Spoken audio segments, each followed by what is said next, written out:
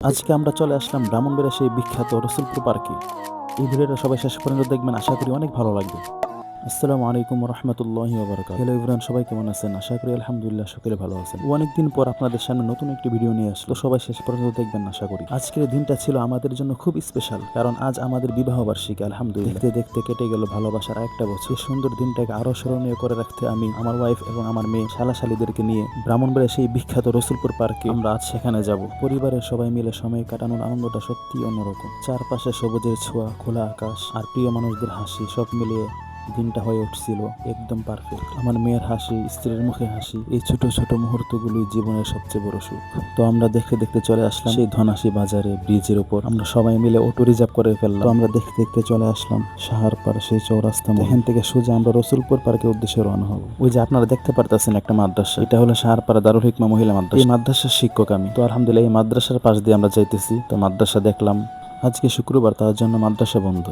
আলহামদুলিল্লাহ আমরা দেখতে দেখতে চলে আসলাম ব্রাহ্মণবাড়িয়ার সেই বিখ্যাত রসুলপুর পার্ক। আমরা ভিতরে প্রবেশ করব, ইনশাআল্লাহ সবাই পাশে থাকবেন, সবাইকে সবকিছু দেখাবো ইনশাআল্লাহ। আমরা এখন ভিতরে প্রবেশ করব। ভিতরে প্রবেশ করতেই চোখে পড়লো চারদিকে সবুজের সমারোহ, খোলা জায়গা আর সুন্দর সাজানো পরিবেশ। মনে হচ্ছিল যেন ব্যস্ত জীবনের সব ক্লান্তি এক মুহূর্তেই দূর হয়ে গেছে। পার্কের প্রতিটা জায়গা এত সুন্দর করে সাজানো যে যেদিকেই তাকাও দেখতে ইচ্ছে করে, ছবি তুলতে ইচ্ছে করে। শান্ত পরিবেশ, পাখির ডাক আর প্রিয় মানুষের সাথে কাটানো সময়, সবকিছু মিলে জায়গাটা হয়ে উঠেছে একদম স্বপ্নের মতো। এই সৌন্দর্যের মাঝে কিছু সময় কাটালে সত্যি মনটা অনেকটা হালকা হয়ে যায়, আর সেই অনুভূতিটা ভাষায় প্রকাশ করা কঠিন। খোলা জায়গা আর সুন্দর সাজানো পরিবেশ, মনে হচ্ছিল যেন ব্যস্ত জীবনের সব ক্লান্তি এক মুহূর্তেই দূর হয়ে গেছে। পার্কের ভেতরে ঘোরাঘুরি করতে করতে হঠাৎ সবার পেটে খিদা লাগতে শুরু করলো। তাই আর দেরি না করে আমরা চলে গেলাম খাবারের দোকানে।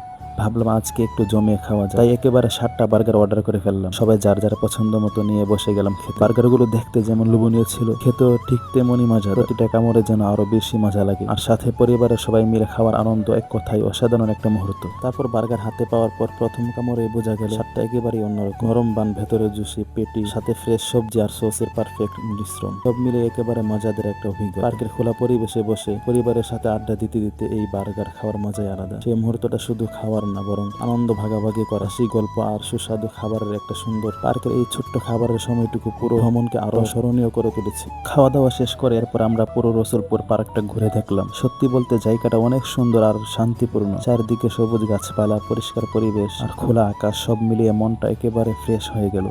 হাঁটতে হাঁটতে মনে হচ্ছিল শহরের ব্যস্ততা থেকে একটু দূরে এসে যেন প্রকৃতির মাঝে হারিয়ে গেছে। পার্কের বিভিন্ন জায়গায় বসার সুন্দর ব্যবস্থা আছে। পরিবার নিয়ে সময় কাটানোর জন্য একদম পারফেক্ট একটা জায়গা।